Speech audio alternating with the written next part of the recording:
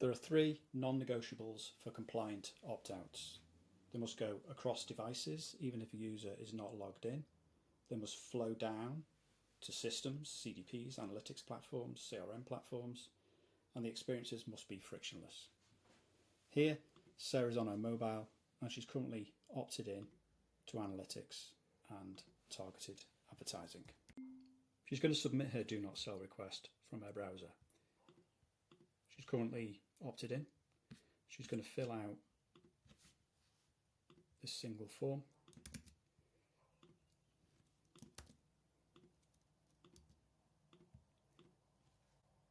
And Ketch is going to do the rest. Her choice has been honoured on her browser because Ketch has instructed the consent management platform deployed on this browser to block analytics, block advertising, block tags, block scripts. It's done that on this downstream customer data platform segment. It's sent a real-time API call with her identifier to opt her out of analytics and advertising. It's also done that on her mobile device. Now she's opted out of analytics and targeted advertising on her mobile. Opt-outs are orchestrated by workflows. So this is evidence of Sarah's request that was submitted.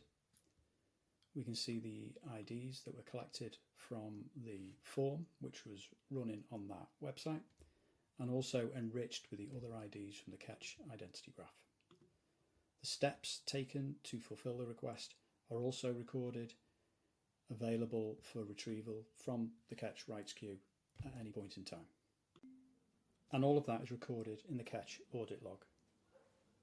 If we go and look up her records against her customer ID, we can see the current status where she's been opted out due to this opt-out workflow that's been executed. Date time stamped, the region where she requested the opt-out, her IDs related to analytics, her IDs related to advertising, and her associated IDs, all available within the audit log. This enables Ketch to fulfill that request across downstream systems and across devices.